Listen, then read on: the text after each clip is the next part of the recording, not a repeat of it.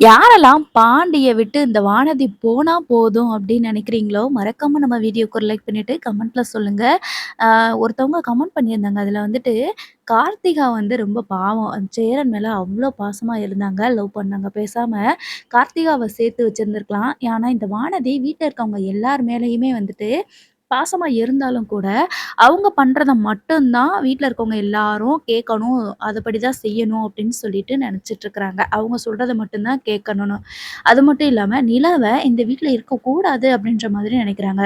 So இப்ப பாண்டிய கல்யாணம் பண்றதுக்கு முன்னாடியே இந்த அளவுக்கு அவங்க டார்ச்சர் பண்ணிட்டு இருந்தாங்க அப்படின்னா, ஒரு வேள கல்யாணம் பண்ணிட்டாங்கன்னா, கண்டிப்பா இந்த ஐயனார் துணை ஃபேமிலியவே வந்துட்டு ஐயனார் ஃபேமிலியவே வந்து கண்டிப்பா கலச்சு விட்டுருவாங்க. இருக்கட்டும். இது ஒரு பக்கம். இப்போ வந்து வானதியா வந்து எனக்கு வேற கல்யாணம் பண்ணி வைங்க. வேற மாப்பிள பாருங்க எனக்கு அப்படின்ற மாதிரி சொல்லுவாங்க. ஸோ என்னடா இவ இப்படி சொல்றாளே அப்படின்னு சொல்லிட்டு எல்லாருமே ஒரு மாதிரி அதிர்ச்சியில தான் இருப்பாங்க. "நீ என்னடி இப்படி பேசிட்டு இருக்கிற?" அப்படின்னு சொல்லி கேட்பாங்க. "ஆமா பாண்டி வேண்டாம். எனக்கு வேற மாப்பிள பாருங்க. நான் உடனே எனக்கு கல்யாணம் பண்ணி வைங்க" அப்படின்னு சொல்லி சொல்லிருவாங்க.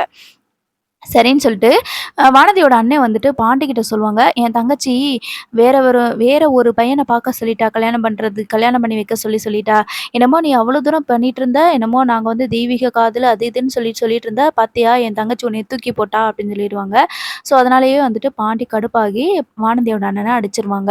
அதுக்கப்புறம் பார்த்தீங்கன்னா, வானதி மறுபடியும் கடைக்கு வந்துட்டு பாண்டியோட கடைக்கு வந்துட்டு, "இப்ப எதுக்கு நீ எங்க அண்ணன அடிச்ச?" அப்படின்னு சொல்லிட்டு கேட்பாங்க. "ஆமா, அவ இல்லாததும் பொல்லாததுமா இவன் சொல்லிட்டு இருக்கிறான்" அப்படின்னு சொல்லி சொல்லுவாங்க. "அப்படி என்ன சொன்னான் எங்க அண்ணன்?" "எங்க அண்ணன் சொன்னது எல்லாமே உண்மைதான். நான் வேற மாப்பிள பார்க்க தான் சொன்னேன்.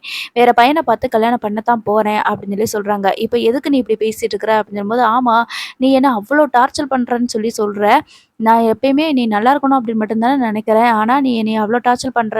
உன்னால என் நிம்மதியே போச்சு. எனக்கு நிம்மதியே இல்லன்னு சொல்லி சொல்ற. அப்புறம் எதுக்கு நான் உன் பின்னாடியே அலையணும்? அதுக்கு தான் வேற ஒரு பையன பார்த்து கல்யாணம் பண்ணிட்டு நிம்மதியா இருக்கலாம்னு நான் நினைக்கிறேன். அப்படி பண்ணிட்டோம்னா நானும் நிம்மதியா இருப்பேன். நீயும் நிம்மதியா இருப்பேல்ல." அப்படின்ற மாதிரி வானதி வந்து சொல்றாங்க. ஸோ இவங்க 2 பேர் பஞ்சாயத்தையும் கண்டிப்பா நிலா தான் தீர்த்து வைப்பாங்க அப்படிங்கிறது நமக்கு நல்லாவே தெரியும். ஏன்னா, நிலா வந்து பாண்டிகிட்ட கேட்பாங்க, "வானதி பேசுறது இல்லையா?" அப்படின்னு சொல்லி கேட்டு தீர்த்து வைப்பாங்க.